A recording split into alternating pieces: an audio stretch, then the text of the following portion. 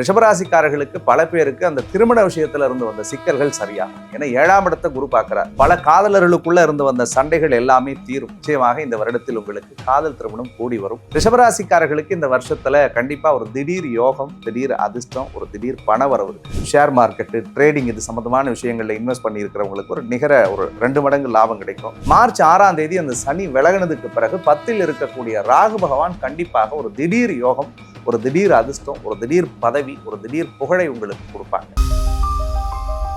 Retro ஆன்மீகம் நேயர்களுக்கு வணக்கம். நான் உங்கள் பிருந்தா சங்கர். இன்று நம்மோடு சிறப்பு விருந்தினராக இணைந்திருப்பது ஜோதிடர் யாமிற்கு பயமேன் அருண்குமார் அவர்கள். வணக்கம் சார். வணக்கம். இந்த தமிழ் புத்தாண்டு வருகிறது. இந்த தமிழ் புத்தாண்டு எந்த அளவுக்கு சிறப்பா இருக்கு, மக்களுக்கு எந்த அளவுக்கு நன்மை கொடுக்கக்கூடிய ஒரு வருடமா அமைந்திருக்கு அப்படின்னு எங்க நேயர்களுக்காக சொல்லுங்க சார். ஸோ ஒவ்வொரு வருஷம் புது வருஷம் பிறக்கும் போதுமே மனிதர்களாக இருக்கக்கூடிய நம்மகிட்ட ஏதாவது ஒரு எதிர்பார்ப்பு இருந்துக்கிட்டே தான் இருக்கும். அது சாமானியர் தொடங்கி வெகுஜன மக்களாக இருக்கக்கூடிய எல்லாருக்குமே இருக்கும்.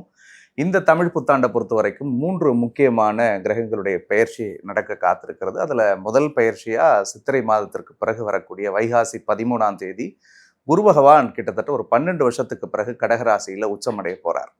அதற்கு பிறகு ஐப்பசி மாதம் 27ஆம் தேதி நவம்பர் 13, அதாவது கடைசி காலகட்டத்தில் இந்த வருஷத்தினுடைய இறுதி பகுதியில் பார்த்தோம்னா ராகு கேது பெயர்ச்சி நடக்குது.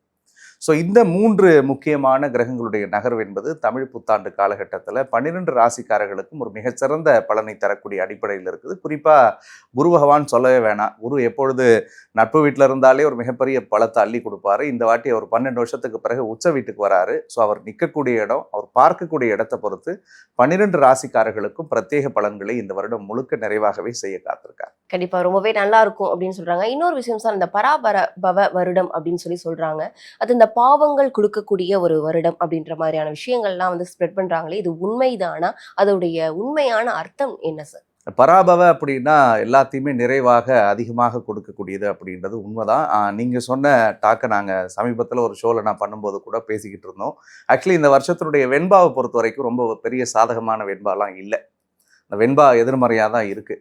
கிட்டத்தட்ட பார்த்தோம்னா இந்த வருஷத்தினுடைய கடைசி காலகட்டம், அதாவது அந்த நவம்பர் டிசம்பர்லலாம் பெருமழை, பெரும் வெள்ளம், பெரும் புயல் பாதிப்பு, இந்த மாதிரியான விஷயங்கள்ல அதில் மென்ஷன் பண்ணியிருந்தாங்க. அதே மாதிரி இந்த தீயினால் விபத்து, இந்த உலக நாடுகளுக்குள்ள நடக்கக்கூடிய அந்த போர் பதட்டம், இந்த சூழல்கள் எதுவுமே தனியக்கூடிய அடிப்படையில் அந்த வெண்பால் எதையுமே குறிப்பிடலை. அது இன்னும் அக்ரஸிவாக தான் மாறக்கூடிய அடிப்படையில் தான் மென்ஷன் பண்ணி இருந்தது. அதை தாண்டி இருக்கக்கூடிய அந்த 4 வகை மனிதர்கள் அல்லது 4 வகையாக இருக்கக்கூடிய அந்த உயிரினங்கள்னு சொல்லி பிரித்து பார்த்தா கூட அவங்களுக்குமே பெரிய அளவில் ஒரு சாதக பலன்களை அந்த வெண்பாலை குறிப்பிடலை.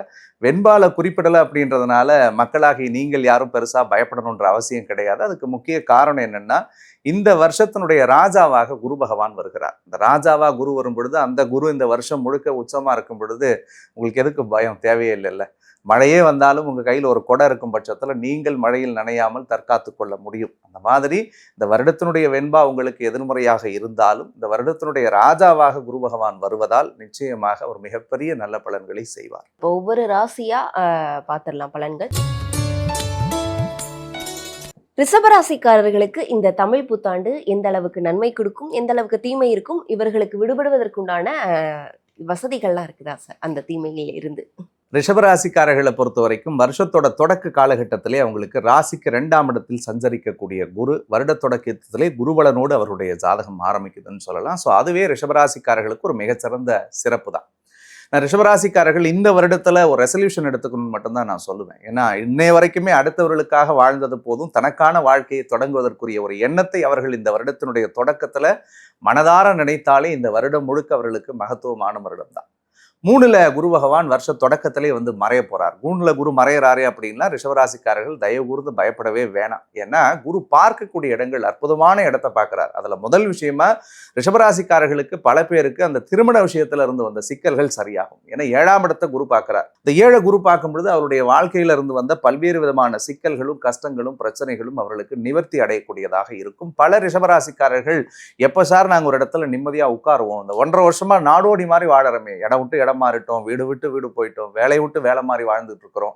4ல் கேது வந்ததுலேருந்து பல பேர் அம்மாவுக்கு மருத்துவ செலவு நிறைய செஞ்சுருப்பாங்க, தாய்க்கும் பிள்ளைக்கு நிறைய கருத்து மோதல்கள் உருவாச்சு. பல பேர் வீட்டுக்கே போகாமல் ஆளுக்கு ஒரு மூலையில் வாழ்ந்தவங்களும் உண்டு ரிஷபராசியில். அவங்களுடைய சிக்கல்கள் எல்லாமே இந்த வருஷத்தில் சரியாகும். ஒரு நிலையான இடத்தில் குடிபெயரக்கூடிய அமைப்புகளை ஏற்படுத்தும், ஒரு நிலையான வேலையில் உட்காரக்கூடிய அம்சத்தை தரும், ஒரு நிலையான தொழிலை செய்யக்கூடிய சூழலை இந்த ரிஷபராசிக்காரர்களுக்கு தமிழ் புத்தாண்டு ஏற்படுத்தும்னு சொல்லலாம். பல காதலர்களுக்குள்ள இருந்து வந்த சண்டைகள் எல்லாமே தீரும். இதுக்கு முன்னாடிலாம் அந்த 3 வருஷமா கல்யாண பேச்சு எடுத்துக்கிட்டே இருப்பீங்க, கிட்ட வரும், தள்ளி தள்ளி போகும். என்னடா இது இவ்வளோ நேர்மையா இருக்கும், உண்மையா இருக்கும், கடவுள் நமக்கு ஒரு கருணை காட்டலையே அப்படின்னு நினைச்சிட்டு இருந்தீங்க இல்லையா? கவலைப்படாதீங்க, நிச்சயமாக இந்த வருடத்தில் உங்களுக்கு காதல் திருமணம் கூடி வரும். ஏற்கனவே திருமணமாகி சண்டை சச்சரவு பிரச்சனையோடவே இருந்துகிட்டு இருக்கிறோம் அப்படின்னாலும் கூட அந்த குரு பார்வை 7ஆம் இடத்தை பார்க்கறதுனால அந்த சிக்கல்கள் எல்லாமும் சரியாகும்.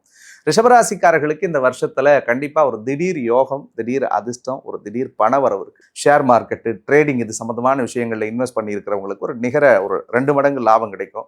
பல பேர் பல விஷயங்கள்ல போய் பணம் சம்பாதிக்கணும், டக்குன்னு நமக்கு ஒரு ஜாக்பாட் அடிச்சிடாதா அப்படின்னு நினைக்கிறவங்களுடைய கனவுகள் கூட இந்த வருஷத்துல நனவாகக்கூடியதாக இருக்கும். ரிஷபராசியை பொறுத்த வரைக்கும் கடந்த காலத்துல நிறைய எதிர்பார்ப்பு, அந்த 10ல் ராகுவும் சனியும் வந்து உட்கார்ந்ததுல இருந்தே பட்டம், பதவி, பேர், புகழ் நிறைய உழைக்கிறேன் சார், நான் நிறைய கஷ்டப்படுறேன், ஆனால் எனக்கான அந்த ரெகனைசேஷன் கிடைக்காமலே போச்சு அப்படின்லாம் புலம்பிட்டு வந்திருப்பாங்க. மார்ச் 6ஆம் தேதி அந்த சனி விலகினதுக்கு பிறகு 10ல் இருக்கக்கூடிய ராகு பகவான் கண்டிப்பாக ஒரு திடீர் யோகம், ஒரு திடீர் அதிர்ஷ்டம், ஒரு திடீர் பதவி, ஒரு திடீர் புகழை உங்களுக்கு கொடுப்பாங்க. அதே மாதிரி 11ல் சனி வர்றதுனால மட்டும் கொஞ்சம் பண விஷயங்கள்ல கவனம் தேவைப்படும் தான். 1000 நல்ல விஷயங்கள் இருந்தாலும் சனி பகவான் ஏதாவது ஒரு ரூபத்தில் தேவையில்லாத தடைகளை ஏற்படுத்துவார். நேற்றுக்கு லட்சம் வர வேண்டிய இடத்துல இன்னைக்கு 1000 தான் வரும். அப்போ அதுக்கேற்ற மாதிரியான செலவினங்களை பயன்படுத்துறதுக்கு கொஞ்சம் இவர்கள் முயற்சி பண்ணணும். தேவையற்ற வீண் விரைய செலவுகளை தவிர்ப்பது நல்லது. அதே மாதிரி ரொம்ப முக்கியமான விஷயமா ரிஷபராசிக்காரர்களுக்கு நான் சொல்லணும்னு நினைக்கிறது, 4வது வீட்டில் கேது இருக்கிறதுனால கொஞ்சம் எல்லா விஷயங்களையும் நிதானம், கவனம், எச்சரிக்கை, பொறுமை நவம்பர் 13ஆம் தேதி வரைக்கும் தேவைப்படுது. எந்தெந்த விஷயத்துல இவங்க கவனமா இருக்கணும் சார்? ரிஷபராசிக்காரர்களுக்கு 1000 நல்ல பலன்களை சொன்னாலும் 4வது இடத்துல இருக்கக்கூடிய கேதுவால இவர்கள் வண்டி வாகன போக்குவரத்துல கொஞ்சம் கவனமா இருக்கணுங்க. ஏன்னா இரவு நேர பயணங்கள்ல தவிர்க்கிறது ரொம்ப நல்லது. நேற்றுக்கு ஒரு 100 கிலோமீட்டர் வேகத்துல ஓட்டுவோம் சார்னா இன்னைக்கு ஒரு 80 கிலோமீட்டர் வேகத்துல போறது ரொம்ப நல்லது. ஏன்னா 4ல் கேது இருந்துச்சுன்னா வாகன விபத்து வரும், வாகனங்கள் பழுதடையும். அதே மாதிரி தன் தாயினுடைய உடல் நலத்தில் கவனம் செலுத்தணும். தாய்க்கு சில அறுவை சிகிச்சைகள் செய்யக்கூடிய சூழல் ஏற்படும் இந்த காலகட்டங்களில். அதே மாதிரி தொழில் முறையில் 3வது நபர்களை நம்பி முக்கிய முடிவு பொறுப்புகளை ரிஷபராசிக்காரர்கள் எடுக்கக்கூடாது. அது மட்டுமல்ல, வீடு மனை சார்ந்த விஷயங்கள்ல இந்த லேண்ட் ரெஜிஸ்ட்ரேஷன் ரிலேட்டடாக எது வந்தாலும் சரி 1க்கு 4 தடவை அந்த டாக்குமெண்ட் எல்லாம் பார்த்துட்டு கையெழுத்துறது ரொம்ப நல்லது.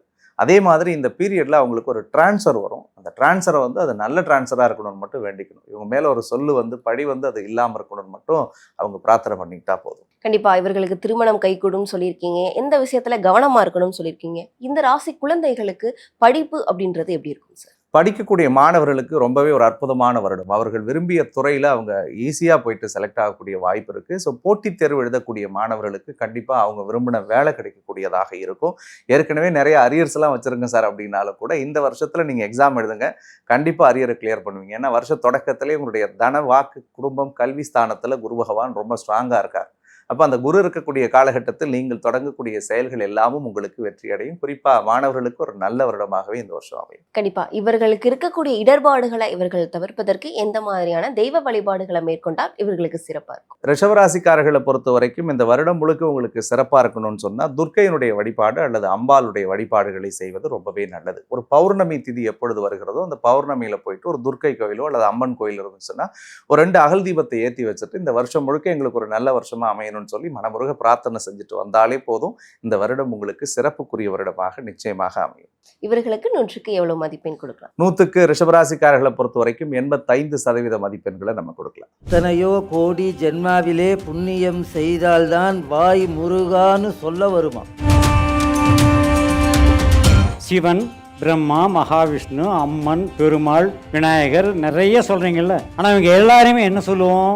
இந்து கடவுள்னு சொல்லுவோம். ஆனால் ஒரே ஒரு கடவுளை மட்டும்தான் தமிழ் கடவுள்னு சொல்கிறோம். இதுலேயே தெரிஞ்சுக்கலாம் முருகருடைய சிறப்பு என்னன்னு. நான் என்னையா தப்பு பண்ணேன்? எனக்கு தெரியல உன்னை பற்றி, அதுக்காக எனக்கு இவ்வளோ பெரிய தண்டனை கொடுத்தியா நீ? ஓன்னு அழற. உலகளந்த பெருமாள்னு கேள்விப்பட்டிருக்கோம். யாரை சொல்லுவா? பெருமாளை சொல்லுவார். ஆனால் முருகப்பெருமான் 2வது முகமாக பூமிக்கும் வானத்திற்கும் காட்சி கொடுக்கக்கூடிய முருகன் 2வது முகம் வாமதேவ முகம்னு பேரு. உங்களுக்கு ஒரு கஷ்டம் வந்துருச்சு என்ன பண்ணுவீங்க? முருகன்னா சொல்லுவீங்க, ஐயோ முருகா என்னை எப்ப காப்பாத்துவ? எனக்கு யாசகம் போட்டுட்டு போனாங்க. நான் யாசகம் வாங்க போன இடத்துல உட்கார்ந்தேன்னு கூட எனக்கு தெரியாது. அதாவது சொல்லுவாங்க, செவ்வாய் வெறுவாய் அல்ல, முருகனை நினைத்தால். முருகா என்ற ஒத்த சொல்லுக்கு, அந்த ஒத்த மந்திரத்திற்கு அங்க வருவாய் மட்டுமே இருக்கும். வரம்பில்லாத அருளை தருபவன் முருகன். அப்ப எதிரியான அந்த சூரபதுமனையே தன்னோடு வைத்துக் கொள்ளும் முருகப்பெருமான் நமக்கு எதை தர மாட்டான்?